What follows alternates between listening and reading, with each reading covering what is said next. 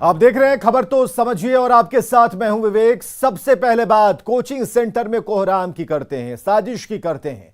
अग्निपथ उपद्रव के मामले में पटना में कोचिंग संचालक गुरु रहमान के ठिकानों पर छापेमारी हुई। गुरु रहमान पर रेलवे की संपत्ति को नुकसान पहुंचाने के लिए छात्रों को भड़काने का आरोप है। पुलिस का दावा है कि उनके पास इसका वीडियो है। पुलिस के साथ इनकम टैक्स की टीम भी छापेमारी कर रही है और लेन देन के कागजात खंगाले जा रहे हैं। हालांकि इनकम टैक्स के अधिकारी फिलहाल कुछ भी बोलने से बच रहे हैं और ग्राउंड जीरो से हमारे सहयोगी संजय कुमार की यह रिपोर्ट देखिए। बिहार के शैक्षणिक जगत में एक बड़ा नाम है गुरु रहमान का और गुरु रहमान के ठिकानों पर आज छापेमारी चल रही है और ये नया टोला में जो उनका गोपाल मार्केट के ऊपर कोचिंग कॉम्प्लेक्स है उस पर भी छापेमारी चल रही है। और फिलहाल जो जानकारी मिल रही है, पटना पुलिस ने उनके खिलाफ FIR लॉन्च किया है दानापुर में और दानापुर में जो केस दर्ज किया गया है उसमें गुरु रहमान पर आरोप है कि दानापुर में रेलवे की संपत्ति को जो नुकसान पहुंचाया गया, अग्निपथ के जो आंदोलनकारी हैं उसके खिलाफ जो आंदोलन कर रहे हैं उनके द्वारा, तो उनको उन्होंने प्रवोक किया था। तो एक आरोप है और पटना के SSP ने न्यूज़ 18 से इस बात की पुष्टि भी की है। एक और जो बात सामने आई है वो ये कि इनकम टैक्स डिपार्टमेंट भी आज उनके ठिकानों पर छापेमारी कर रही है। पटना के जिलाधिकारी ने इसकी अभी से थोड़ी देर पहले पुष्टि की है कि इनकम टैक्स का भी रेड है और इसके बारे में क्या कुछ फाइंडिंग्स रही है इसकी जानकारी तो जब छापेमारी खत्म होगी तब निकलकर सामने आएगी। लेकिन दो मामले गुरु रहमान के खिलाफ, एक तो उनके ऊपर जो चार्ज लगा है प्रवोक करने का वो है और दूसरा इनकम टैक्स का एक्शन है। हालांकि इस पूरे मामले पे गुरु रहमान से बातचीत हुई है न्यूज़ 18 के। उन्होंने कहा है कि उनके कोचिंग संस्थान में जो कोचिंग इंस्टीट्यूट है कुछ लड़कों का समूह आया था और इसी गुट को उन्होंने कहा था कि आप आंदोलन तो करें लेकिन वो हिंसा रहित हो, यानी उसमें कोई हिंसा का स्थान नहीं हो। और इस तरह का आरोप बेबुनियाद है। उन्हें इस बात की जानकारी नहीं कि क्यों उनके खिलाफ FIR लॉन्च कर लिया गया। बहरहाल अब इन दोनों मामले में उनके खिलाफ कार्रवाई जारी है। देखना होगा जब आगे कार्रवाई बढ़ती है तो क्या कुछ निकलकर सामने आता है। संजय कुमार, न्यूज़ 18 पटना।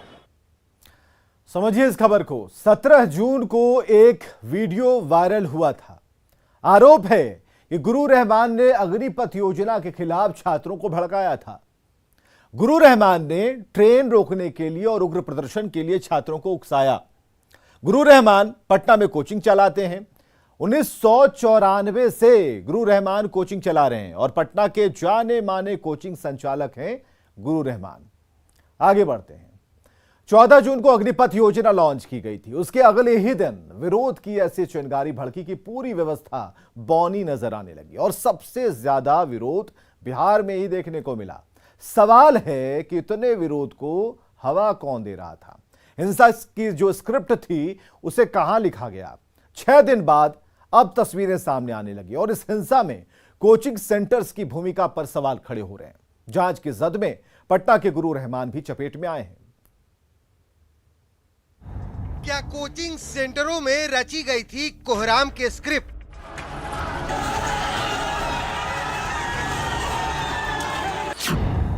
क्या कोचिंग सेंटरों में रची गई थी हिंसा की साजिश?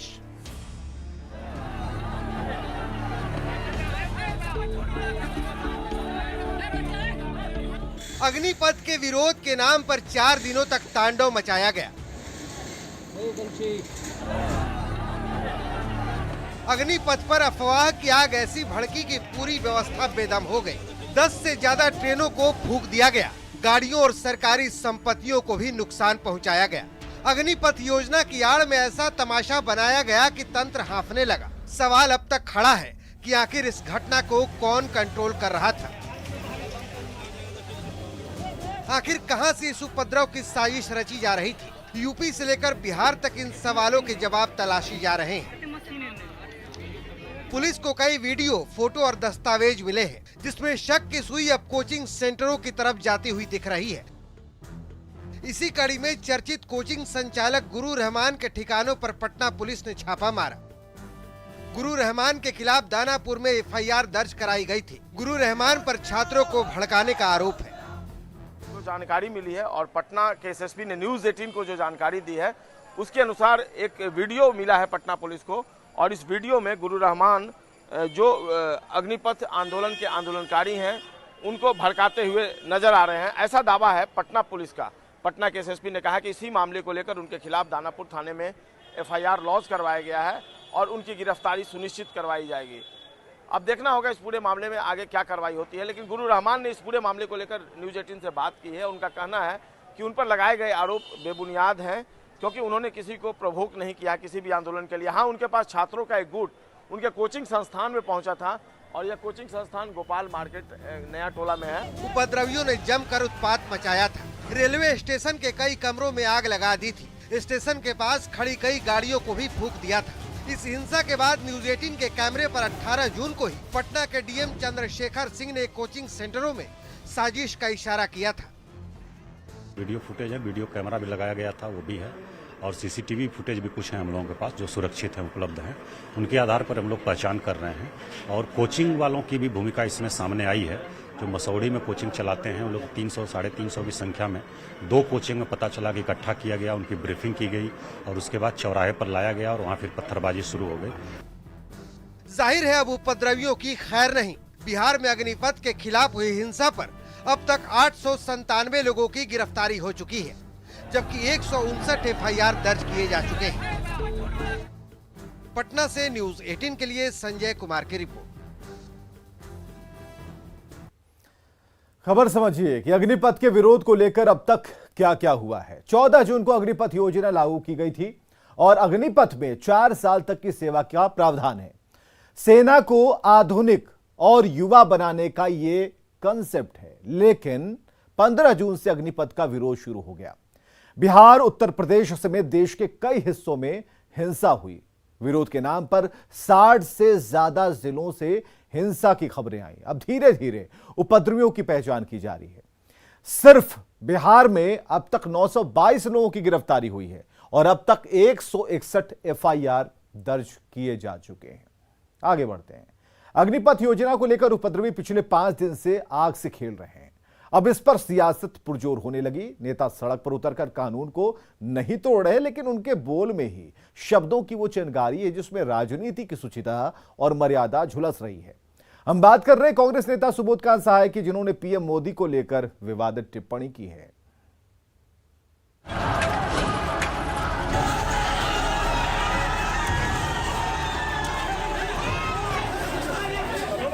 अग्निपथ के खिलाफ पिछले 4 दिनों के आक्रोश के बाद अब बयानों के शोले बरसने लगे हैं। चलेगा तो हिटलर की मौत मरेगा, ये याद रख लो मोदी।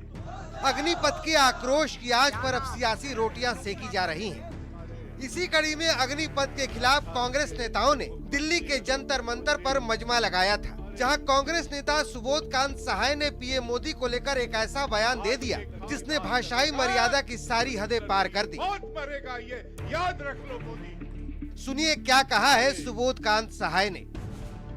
हिटलर ने भी ऐसा ही एक संस्था बनाया था, उसका नाम था खाकी। सेना के बीच में उसने बनाया था। मोदी हिटलर की राह चलेगा तो हिटलर की मौत मरेगा, ये याद रख लो मोदी।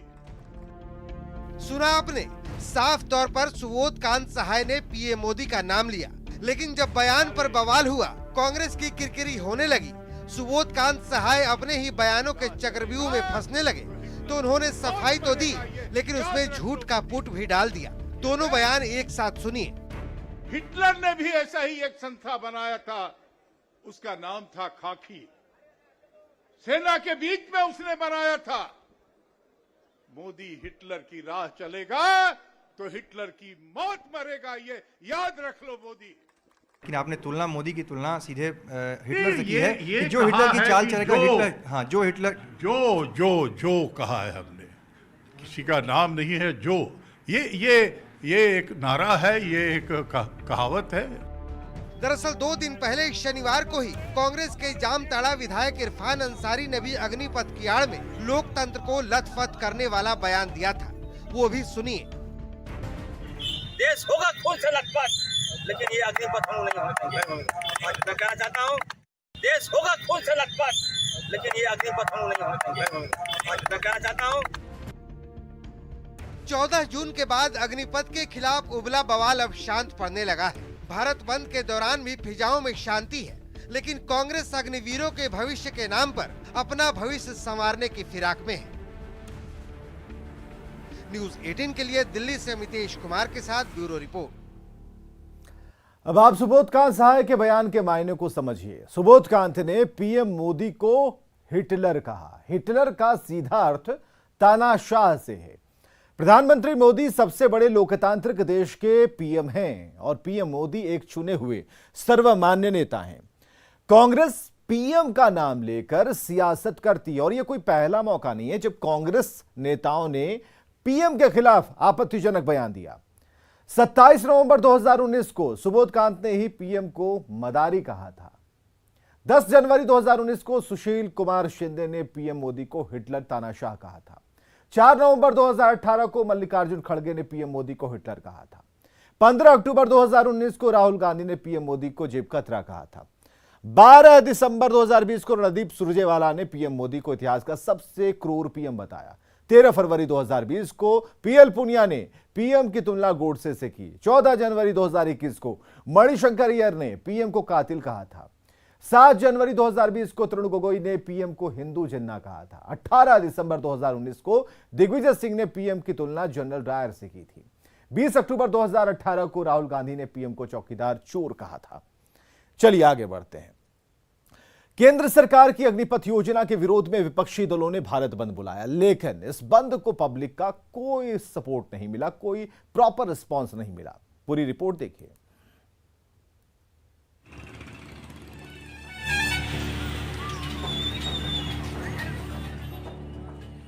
सड़क पर गाड़ियों की आवाजाही और खुली हुई दुकानें बताने के लिए काफी है कि बिहार में विपक्ष का भारत बंद बेअसर रहा। दरअसल अग्निपथ योजना के विरोध में कई संगठनों ने बंद का ऐलान किया था, जिसके समर्थन में विपक्षी पार्टियां भी उतर आई। अग्निपथ योजना के विरोध में छात्र संगठनों का भारत बंद और बंद को विपक्ष का समर्थन। लेकिन तस्वीर देखिए राजधानी पटना की, और दोपहर का ये वक्त है और यातायात व्यवस्था बिल्कुल सामान्य है और कहीं से भी कोई बंद का कोई खास असर देखने को नहीं मिल रहा है और यातायात सामान्य रूप से संचालित है और लगातार जो सार्वजनिक परिवहन के साधन है, चाहे वो बस हो, ऑटो हो और निजी वाहन हो, सभी गाड़ियां चल रही हैं। अग्निपथ योजना के विरोध में बिहार की राजधानी पटना में कई छात्र संगठनों ने विरोध मार्च निकाला, लेकिन शांतिपूर्ण तरीके से। बहुत ही खतरनाक है यह अग्निपथ योजना और इसके खिलाफ नौजवान सड़कों पर है और हम सब इसके समर्थन में हैं और देश की सरकार को इसको वापस करना चाहिए। अगर नहीं करेगा तो देश का भविष्य अब नहीं बचने वाला है। बीते कई दिनों से जारी हिंसक प्रदर्शन के चलते बंद को लेकर बिहार में विशेष सतर्कता बरती गई और इसके लिए छात्र यहाँ पर पहुँचे नहीं। पूरी तरह से व्यवस्था, जो सुरक्षा व्यवस्था दुरुस्त रखी गई है। कई थानों की टीम यहाँ है, पुलिस अधिकारी हैं जो कि ये सुनिश्चित कर रहे हैं कि सुरक्षा व्यवस्था पूरी तरह से मुस्तैद है। कोई भी प्रदर्शनकारी यहाँ नहीं पहुँचे, प्रदर्शन नहीं हो। चाहे पटना हो या फिर बिहार का कोई और जिला, हर जगह सुरक्षा के पुख्ता इंतजाम दिखे। सिवान में डीएम और एसपी ने भारी पुलिस बल के साथ शहर में फ्लैग मार्च किया। आज भारत बंद को लेकर सिवान जिला प्रशासन पूरी तरह से अलर्ट मोड में है। आप देख सकते हैं ये बबुनिया रोड सहित तमाम रेलवे स्टेशन का जगह है जहां प्रशासन पूरी तरह से अलर्ट है। एसडीपी और एसडीएम लगातार फ्लैग मार्च कर रहे हैं ताकि शहर में शांति व्यवस्था बने रहे। 3-4 दिन तक हुई हिंसा की वजह से बिहार में 348 ट्रेनें रद्द कर दी गई, जबकि 20 जिलों में इंटरनेट सेवा बंद है। बिहार में बंद का कोई असर तो नहीं दिखा, लेकिन ट्रेनों को रद्द कर दिए जाने की वजह से यात्री जरूर परेशान दिखे। ट्रेनें नहीं चल रही, जो यात्री हैं वो परेशान नजर आ रहे हैं। ट्रेन का इंतजार करते करते यात्री स्टेशन पे ही सो गए हैं क्योंकि कई ट्रेनें रद्द कर दी गई है। हाई सिक्योरिटी पटना जंक्शन पे लगाया गया है, कहीं कोई प्रदर्शनकारी कोई प्रदर्शन ना करे, इसके मद्देनजर यहाँ पे सिक्योरिटी के मुकम्मल इंतजाम किए गए हैं। लेकिन जो यात्री हैं जो पटना जंक्शन पर ट्रेन का इंतजार कर रहे हैं, कल रात से ही आए हैं, परेशान हैं। ये ट्रेन नहीं चल रही, भारत बंद है। क्या कुछ परेशानी हो रही है? कब से आए हैं आप यहाँ? हम यहाँ आ गए थे 9 बजे।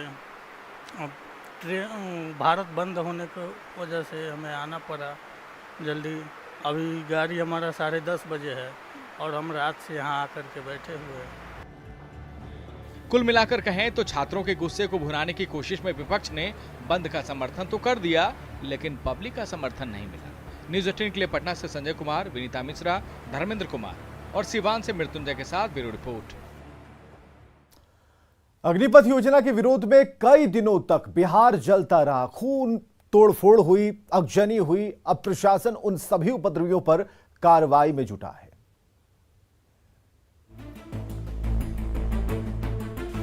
आतताइयों ने अति कर दी बिहार में। अग्निपथ योजना के विरोध के नाम पर बिहार में 16, 17 और 18 जून को जो कुछ हुआ उसे पूरे देश ने देखा। ट्रेनें जलाई गई, स्टेशनों को फूंका गया और गाड़ियों में जमकर तोड़फोड़ की गई। अब पुलिस एक्शन में है।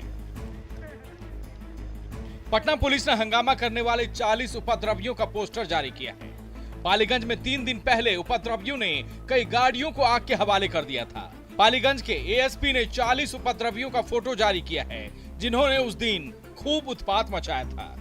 आप भी इन चेहरे को पहचान लीजिए, ये वही दंगाई हैं जिन्होंने विरोध के नाम पर सरकारी संपत्ति को तोड़ा था। हम लोग को बहुत सारी फोटोज, बहुत सारी वीडियोज, बहुत सारी सीसीटीवी फुटेज मिली हैं जिनसे हम लोग कई लोगों को आइडेंटिफाई किए हैं। कई लोगों की आइडेंटिटी और पहचान की जा रही है। मुजफ्फरपुर पुलिस भी एक्शन में है। पुलिस की जांच में 2 कोचिंग सेंटर्स जिन्हें जिला प्रशासन ने चिन्हित कर लिया है और गिरफ्तार उपद्रवियों के बयान के आधार पर छापेमार जारी है। बिहार में आगे ऐसा ना हो, इसे लेकर डीजीपी ने हाई लेवल मीटिंग की और खुद पटना की सड़कों पर निकलकर सुरक्षा का जायजा लिया। देख सकते हैं कि डीजीपी की कारकेड जो है वो यहाँ पे चल रही है और उनके साथ साथ एडीजी लॉ एंड ऑर्डर हैं और तमाम जो बड़े पुलिस अधिकारी हैं, जो दिशा निर्देश जारी किया गया डीजीपी की तरफ से, उसका किस तरह से इम्प्लीमेंट हो रहा है, इसके लिए डीजीपी ने जो है यहाँ पे पटना में भ्रमण करने निकले।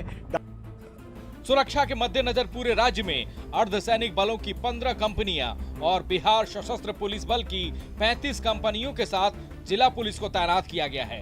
वहीं कार्रवाई की बात करें तो अब तक 159 केस दर्ज किए जा चुके हैं, जबकि 877 बवालियों की गिरफ्तारी हो चुकी है। निश्चित रूप से कार्रवाई की जाएगी और उस सीरीज में जो भी घटनाएं पाई जाएंगी उनमें उनको रिमांड भी किया जाएगा, पूछताछ भी की जाएगी और हम ये भी इंश्योर करेंगे कि भविष्य में ऐसे लोगों का जो चरित्र सत्यापन पुलिस से होता है वो भी उसमें भी इस चीज की एंट्री हो कि आप इस तरह के आपराधिक कृत्य में शामिल थे।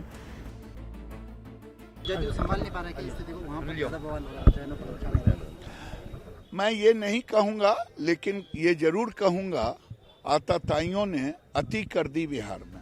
और खबरें लगातार जारी हैं, आप बने रहें हमारे साथ।